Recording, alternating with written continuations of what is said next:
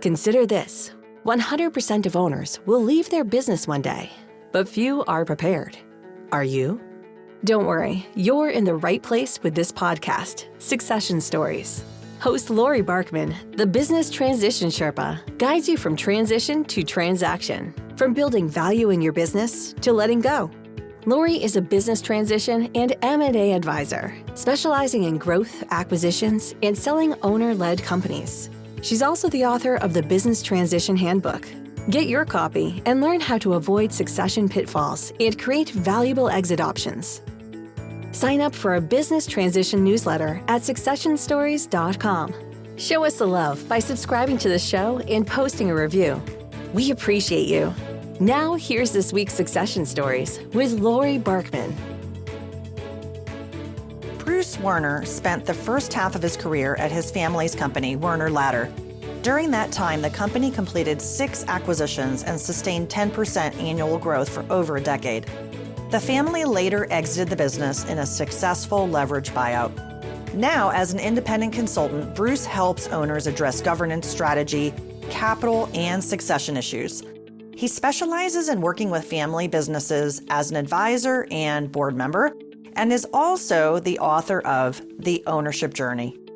We talked about how a board of advisors or family board can help with the growth and transition of your business. The other topic we delved into is life after the deal. Most people spend their whole lives running their business and thinking they will retire and move to Florida. It doesn't actually work that way. For most people, it's harder than running your business. 2 great quotes came out of our discussion. It's not about getting the right answers, it's about asking the right questions. The other is, you can make more money, but you can't make more time. If your goal in life is to have no regrets after the sale, what are the things you need to address now at work and in your own mind to be happy about your business transition? This is an awesome episode for any business owner who is thinking about future transition at some point, which pretty much means 100% of you. Grab your pen, take a listen, and maybe listen to it twice. Enjoy this Succession Stories episode about the ownership journey and life after the deal with Bruce Werner. Is this the year to sell your company? Don't leave your exit to chance. Stony Hill Advisors works with entrepreneurs like you to get ready for what may be the biggest transaction of your life. Learn what your business is worth by visiting stonyhilladvisors.com/podcast. Bruce, welcome to Succession Stories. I'm excited that you're with me today. Thank you for having me. It is great to be here today.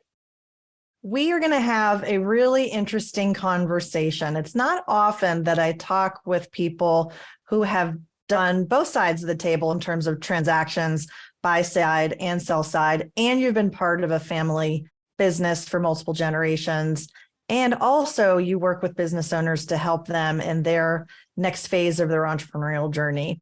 So let's start with you. Tell me about the succession story for your family business.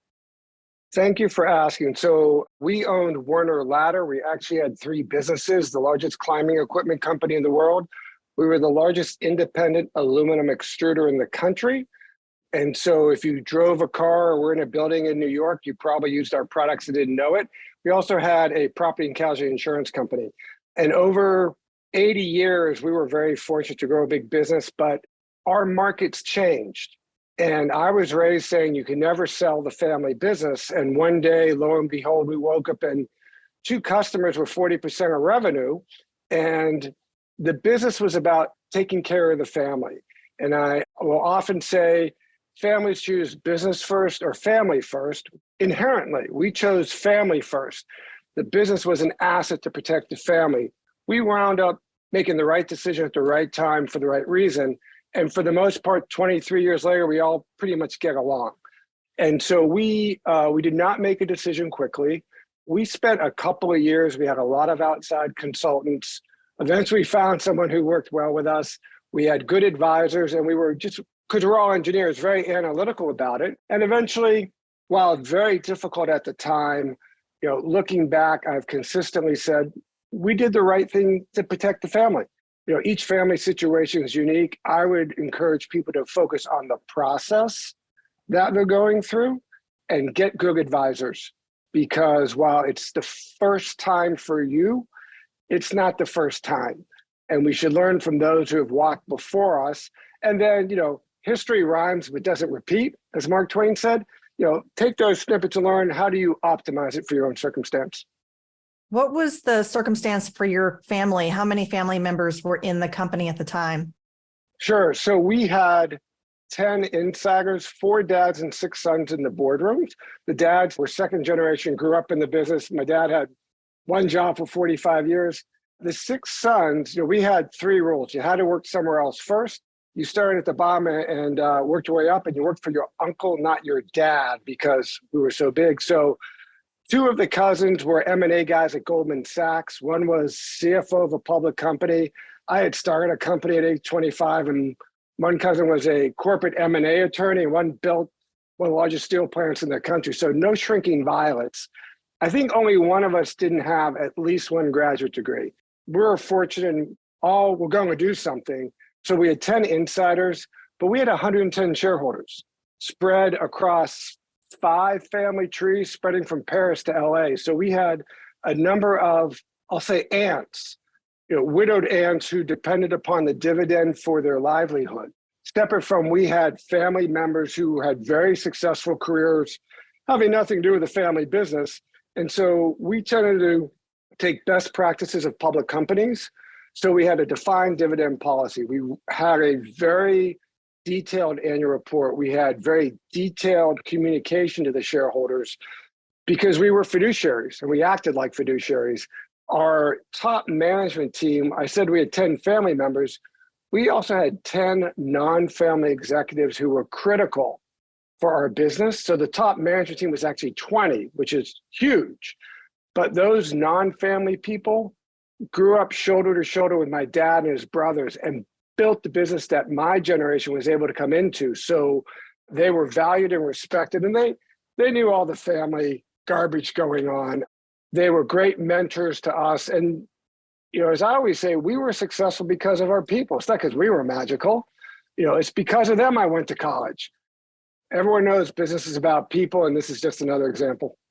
How many employees did the company have towards the last phase? At the peak, we had, I believe, 3,500 employees. We had 7 manufacturing plants in the U.S. We had 11 licensees to distribute around the world. We had 7, 8, 9, 10 unions. We had steel workers and machinists and teamsters and unaffiliated. We went through horrific labor strife in the 70s and 80s. We were shut down for 6 months. I remember, my uncle trying to go to work and someone pulled a shotgun on the picket line, and you'd wake up in the morning, there'd be broken glass on your driveway. So our headquarters was in Western Pennsylvania, which is steel and coal country. These stories are from for a large part, a bygone era, but very well known in American labor. And so, that's a component of where we came from. It's, far from Silicon Valley. Yeah, very far. Actually, the Homestead Act was named after just that little town of Homestead, just across the bridge from where I am. I'm intimately familiar with the goings on of Morgan and Carnegie and Frick and all those guys. Yeah, absolutely. The company conversations, I can't even imagine the boardroom. You had a fiduciary board and a family board? We had a traditional fiduciary board. As my generation came into the business, let me distinguish business governance from family governance. I know you want to talk about governance later, but they're 2 separate things. They need to develop on their own. Corporate governance tends to develop first. Successful families have family governance, and family governance is typically a couple components. There's a family assembly where it's everybody and it's educational. There's a family council, which is the body which conveys the wishes of ownership to the management team. As between them, the fiduciary board of the business takes directives from the ownership group to run the business. As owners, you only make a handful of decisions. What business am I in? Who runs the business? How do I fund it? What do I want from it? And 1 or 2 other things. Other than that, as an owner, you're done. Now, most families choose to employ themselves to run the business, view their W-2 and distributions as their policy. And so it gets confused. But at our size, we needed to be professionally managed. And so as my generation came in and we used to have kids, we would have annual family meetings and we would take 100 people to this great place in Longboat Key, Florida. And the guys, as we would say, would have business meetings all day, but then the families would meet every night. It was a way for all the relatives got to know each other because we were spread all over the country. And we wanted the kids to know each other and develop the good relationships. And so that is what would be called a family assembly. We bought a business in Florida a long time ago, and Florida has this unique law that the annual corporate meeting must be held in the state of Florida. Seems reasonable. Since we were all Northerners and it was pretty damn cold in Pittsburgh, we thought February was a great time to have a meeting in Florida. And everyone managed to be available. Gee, go figure. That sounds like a great idea. Good for Florida to figure that out and good for you guys to say yes to it. So there's the family assembly, which is different than the family council. Correct. So the family council, what's the mission of the council? So the family council is a small body. It's the bridge between a large, diverse ownership group and the board of directors of the business. They need to have the business smarts to get the family to come to positions that can be communicated to the business. And it's issues like, do we want to go do an acquisition or not? How much risk do we want to take in the business? Are we willing to take on a huge loan to go get into a new product line? Are we happy with what they're doing with the business? Do we want more current income or do we want to focus on growth? If the family has issues like we don't want to be in certain businesses, from an ESG perspective, we don't want blood diamonds or cigarettes or munitions. As an ownership group, you can say we don't want to do that, but you need to communicate it in a way that's effective. And so the family council is that it's kind of like a board of directors for the family. They don't have a vote, right? They have an obligation to be this in between, because if you have a very large family with diverse opinions, you got to go herd the cats. If it's one parent and 3 children, it's the dinner table. So a lot scale matters. As families grow, they get more complex. There's more diverse opinion. You need more governance. And it's always true that if everyone grew up under the same roof, it's pretty simple.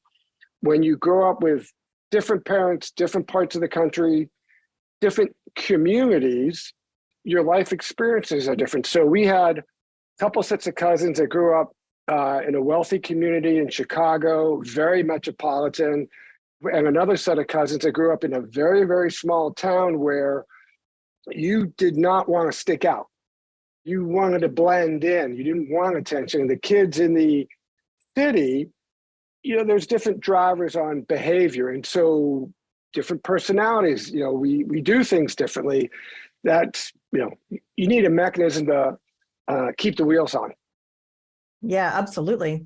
And what size revenues does a company typically become before they say, we need a fiduciary board or we need a family board of some sort? Great question. So in my current practice, I help private businesses form and run boards of advisors and boards of directors. There's a lot of observation that when businesses hit 25 or 30 million revenue, people start asking the question, or their friends start telling the owners, you got to be thinking about a board. There's nothing magical about that. It's really about span of control. Up to $10 million, a competent person can run a business. You start pushing $30 million, it's typically 1 or 2 people in charge, and there's not much management. What happens is you don't have enough time and enough hands. More importantly, you only have your own experiences, and the challenges you have require broader experiences. And so you need other opinions, and that's what drives, I need to go talk to outsiders. Now, there's Vistage, there's YPO, there's EOS, there's lots of those CEO peer groups, and they're not all the same. And those are all great. In some cases, those serve as that board of directors, especially in Vistage. And if it does, that's great. that's not a reason to join one of those groups. A real board has a different function. People form boards when they're saying, listen, I'm looking out 3 to 5 years. I see issues. I don't know how to solve them. I need help dealing with a 3 to 5 year issue. If sales are down this year, boards can deal with that, but that's not why you form a board. You form a board because you're thinking about the future, and boards are like a bespoke suit. It's custom fit to you. We've all seen annual reports from public companies and all the things they have in there, and that's necessary for a public company. It's not true for a private company. You should do what helps you and forget the rigmarole. And so I say there's 3 or 4 types of advisory boards. There's consulting boards where you pay a per diem and you bring in some people for a day or 2 a year on certain issues. That's kind of like the starter kit. There's junior advisory boards where you have the typical 4 meetings a year, some interim stuff, but a narrow set of issues really on growth, capital, and developing talent. And you stay away from all the sensitive issues about management compensation, performance review, family politics. That's third rail. And then a full advisory board substantially mimics a fiduciary without the vote. It's a little gray on, like, are we going to review CEO performance? Are we going to talk about, the family compensation? That's situational dependent. I've seen it handled many different ways. It's really about what do the owners want and help. The outsiders you bring in they're going to look for signals on what they can talk about. The better ones will say, just tell me up front what's out of bounds, right? Tell me the rules. Most will watch for cues and they'll kind of probe, but as owners, you get out of it what you put into it. And so I always start with, it's a needs assessment of what are the needs, and then let's design a form of board for those needs, knowing that your needs change over time. We refresh the board, we reposition. It's a living, breathing organism, and it needs to be managed like that.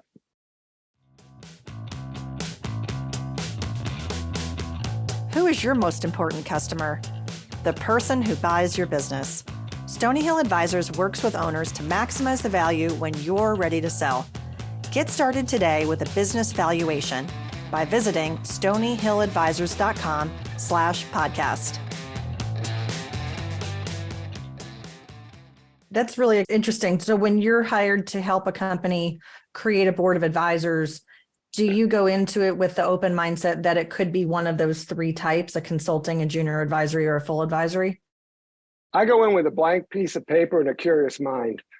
There's a question of what are their needs, and then in one sense, what will they tolerate? If it's a first time, bringing in outsiders for the first time is a test of the character of ownership. I don't mean that in a negative way. Some people are more open-minded about it. Some are very close to the vest. What's important is to understand how they are and adapt to that. It's certainly okay to suggest you might want to be a little more open here or there. Or you may be better off by being receptive to information. But you got to start with where are they today, and recognize it's evolutionary. Where are they today? How do we get them on a good path? Where can we get them to in the future? Do they want to go there? I mean, nobody says you have to double your business, you have to grow. It's your asset, you can do whatever you want. You just need to be honest about it. Do you see any patterns or any differences between a founder looking for an advisory board versus next generation relatives, Sure. Maybe 2 or 3 siblings together? And what are those dynamics? So there's a tremendous amount of literature and research on the generational differences. So let me just use, our family as a very common example. Our founder, the more I think about what he did in his life with a 6th grade education, it's just incredible. He just had that, what we now call that X factor, to do things that were unthinkable against all odds and press forward. and the true entrepreneur in the classic American way. With the second generation, first of all, your problems are different. You're not worried about staying in business. You're worried about managing growth and developing talent. It's a different set of challenges. And also, if you're the founder, you don't call a vote, you do it. When you've got, typically siblings in the second generation, there's always a negotiation. The fact that you had the same mom makes it easier. Typically, in our case, it's typical. There were 4 siblings. They divided the business into 4 parts, and you didn't step on the other guy's turf, and everyone got along. Fortunately, they were talented and they loved each other, and it worked. Put me through college. If the siblings don't get along or can't communicate, that's why a lot of businesses exit family ownership in the second generation. Third generation is different. One of the factors is the family has had some success.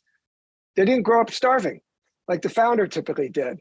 They've had the benefit of the effort of the prior generation. Their worldviews are different. They say, I don't have to go in the family business, I can do something else. They typically have good education. So in each generation, the point of view is different. And in the same way that the challenges are different. The challenges for a third generation with a bigger business, more business risk. If you have a bank loan, if you have a $100 million bank loan, it's different than borrowing $100,000. More complexity. So the real question is each generation up to the challenge of their generation? And while they should learn from the past, going forward, they need to create a new answer. And that determines if the business prospers and goes on. So should business owners pick people that they know and that they're friends with, or should they create a recruitment strategy? I'm probably leading the witness. So that goes back to consulting boards, junior and full advisory boards. The consulting boards tends to be some evolution of your golf buddies. And that's okay if you're uncomfortable with outsiders, you want to take a baby step. It's a place to start. I've often counseled people, just have one meeting. Don't commit beyond. Say, I want to have one meeting and just try it, you'll like it. You pick 3 people, 2 are great, 1 needs to go. Great, you've learned, you've moved forward. That's okay. Depending upon the size of the business, the needs and the complexity, you want to be more formal with the search process. The things to remember are, what are the issues I'm trying to solve? Who's going to bring experience with that issue? And who wants to have an impact? When you go to bring outsiders in, if they're doing it for the money, you got the wrong person. The really good outsiders do it because they want to have an impact. They want interesting things to work on, and they want to work with interesting people. Those are the people who do the best job for the owners. And the money respects them for their time. And there's well-established compensation surveys for outside directors. So it's not a question of what's the job worth. That's well known. But you're doing it for people who have a passion for having that impact. And the more advanced and sophisticated you are, the more you realize you want to run a search just as if you were hiring a new CEO from the outside or a new CFO from the outside. You're looking for the right talent for the need. But some people need to evolve to that point because they're just not used to having outsiders telling them what to do. And that's okay. Yeah. One of the things I saw you wrote is noses in, fingers out, sensors on. Can you talk about what that means? Yeah. So when I started doing board work in my late 20s, first the family business, and since then I've been on 10 or 12 or 15 boards. There's a couple of trade associations for people interested. One is the National Association of Corporate Directors, which is really focused on public companies. If you're in the private company world, it probably not as good a fit, but a really great one for private companies is called the Private Directors Association. It started 7 or 8 years ago. There's 3,000 members are in 20 cities. It's a volunteer organization, has great resources, great training. And that's where I learned this expression, which it makes it really simple. What are you supposed to be doing as a director? Nose is in means you ought to be poking your nose in looking for trouble, but not making any. Ask insightful questions. Kind of push and prod a little bit. Fingers out meaning is you're not management. Most people who do this have run businesses are used to being take charge and get it done in an action plan. Wrong. You don't want to cross the line from director to management. And that is a learned skill. You need to unlearn your natural instincts. If you're qualified to be a director, you probably have to go wrestle with this, unless you're coming out of academia or something like that. Sensors on, the original phrase was noses in, fingers out. The new phrase, as the sensors on, which is you need to have antenna up to anticipate issues. Don't wait until the phone rings and say, hey, we got a problem. It's, I spent a lot of my time thinking about, like, well, where does this situation take us to? The most important thing you can do as a good director is ask a question that changes the conversation. When people go, oh, and then they just stop. That's one of the best things you can do, because, one of my favorite quotes is, it's not about getting the right answers. It's about asking the right questions. As a consultant, my job is to ask the questions that make a difference. If you do that, people know how to solve problems. Let's have them solving the problems that matter. Right. Are they working on the wrong things? Good questions to right. Lead to working on the right thing. There's so much that we've talked about today that I know we could go deeper. Maybe we have you come back on. So many business owners ask me about this topic of creating an advisory board, and it's a very relevant topic for companies, as you said, in that revenue range of about 20 million, and how to think forward. Another part of thinking forward is succession planning and what I like to call transition planning. And I, of course, work with clients to help them think through that. In your experience, you've met many business owners, you've served on boards, and you've seen it up close with your family. That what happens when you've moved on can be disappointing. Some people say it's bittersweet, because they've let something go that was really meaningful to them, a part of their life, a part of their identity. And many people walk away feeling unhappy. And it's hard to believe, because they have, quote unquote, all this money now, right? They should be so happy. Can you share some stories that illustrates this point? Yeah, so I actually do a lot of work with what I generically call life after the deal. So you talk about, I separate management succession from ownership succession. We spoke about ownership succession. Management succession is kind of a different subject. Let's leave that one aside. I have very strong feelings and have had tremendous observations of what happens after people sell and leave their business. And the most striking example from my parents' generation. So we had a rule that you had to retire at 65, and we partially timed the sale of our business. My dad's a twin. So of the 4 siblings, there's 2 twins. We, part of our time was driven of, let's do it so that they can retire at 65 and have a traditional retirement. That had value to our business. So when they retired, they moved to Florida, do all that kind of stuff. And I'm talking to Dad one day, he says, it's really kind of strange. We're on the East Coast. There's a lot of New Yorkers down here because of where they were. And there's these guys who are captains of industry, titans of Wall Street. They've got ungodly wealth. And they've had tens or hundreds of thousands of people working for them. And they're dead in 6 months. And he's saying, so you go from having people waiting on you hand and foot, the wave of a hand, you control lives. And pardon me, but you're just another old guy at Starbucks. Nobody cares. And he had several friends where literally and so the lessons, and I have some writings coming out, and doing some client work specifically. And just before coming on with you, I was in this conversation with a client of, you need to have a purpose. You need to have an identity. Those are typically locked up in your job. You certainly need to have financial security worked out. You need to think about what's your legacy. What do you want your legacy to be? And the last one is, what about the people who made you successful? And so in my first book, the last chapter is Life After the Deal, I say, you need to start planning 3 to 5 years ahead. You need to make a list of what are you afraid of? What do you like to do? You need to run a series of small experiments and give yourself permission to fail, to figure out, what am I going to do when I don't go to the office anymore? It is a new job. I don't care how successful you are in your current business. This is a different challenge that requires a different set of skills. If you had a successful business, you can figure it out. But you need to purposely apply yourself, and every natural instinct you have says don't do it.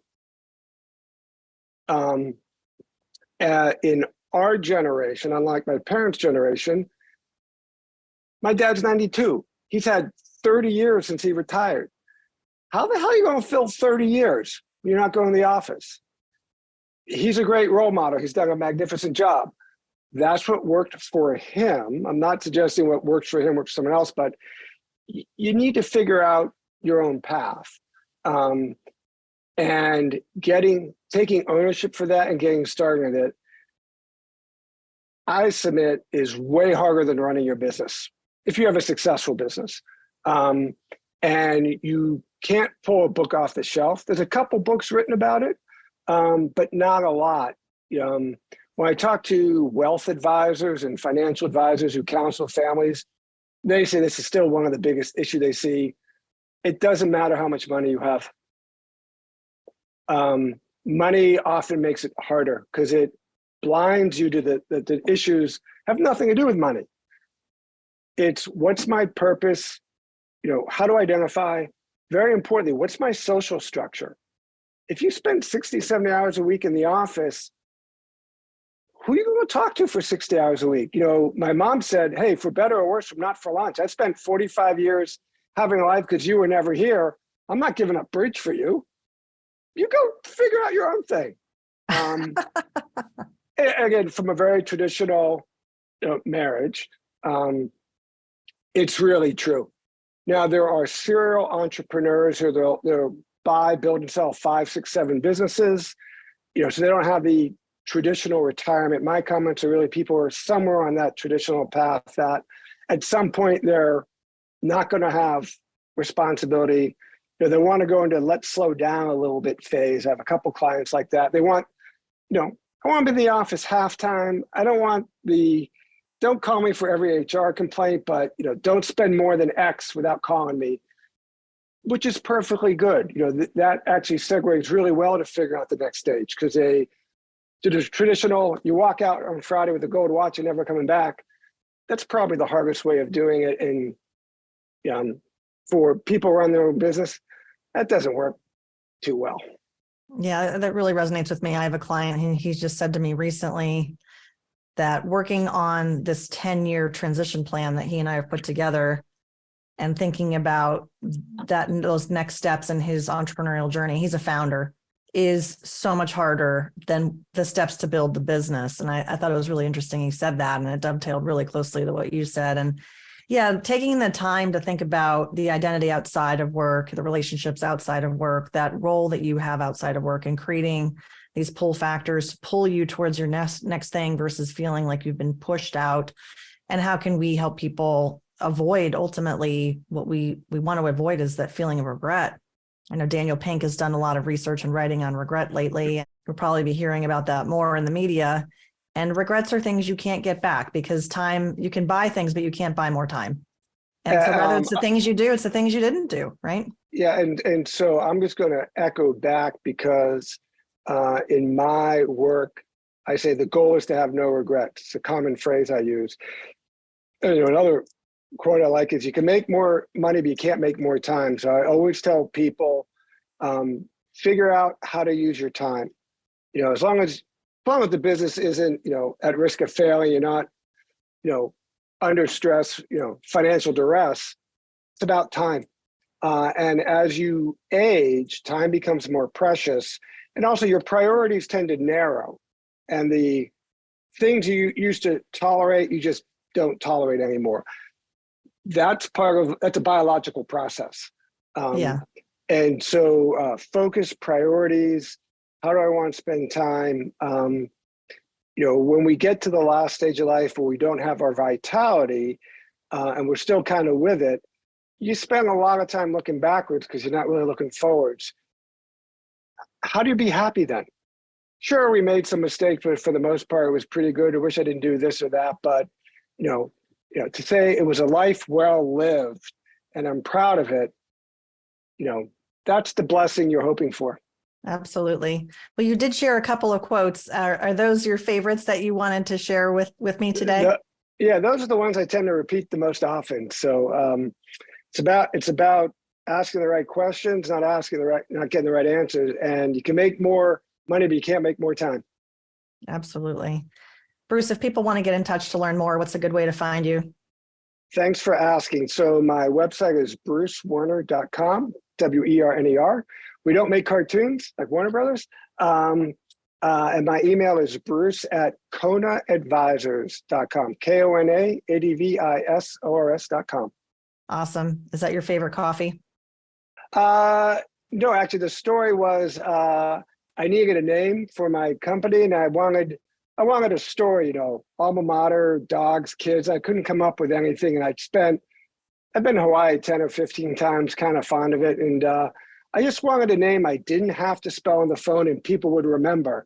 And so I was stuck in a snowstorm one day, and the lawyer asked me, I said, well, I'll try this and I'll bury the name if it doesn't work and I have some Hawaiian on my voicemail. One day I got a voicemail, it's the middle of February, it's miserable outside, but I heard your Hawaiian, and for just a minute I was on the beach with palm trees swaying and blue water and white sand, and I just felt so good.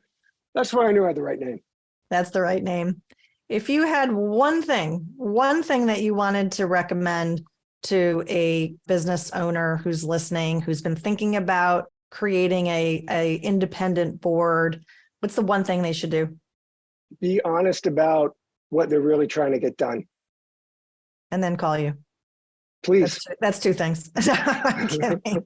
Yeah. Really be honest with what they want to achieve. That's great advice. Bruce, thank you so much for coming on today. Thank you. I really enjoyed our conversation, and I'm sure we'll talk again. Thanks. Bye, everybody. Listeners, thank you so much for your support. Catch Succession Stories on your favorite podcast player on YouTube and subscribe to the show. If you want to maximize the value of your business and plan for future transition, reach out to me for a complimentary assessment at meetlaurie.barkman.com.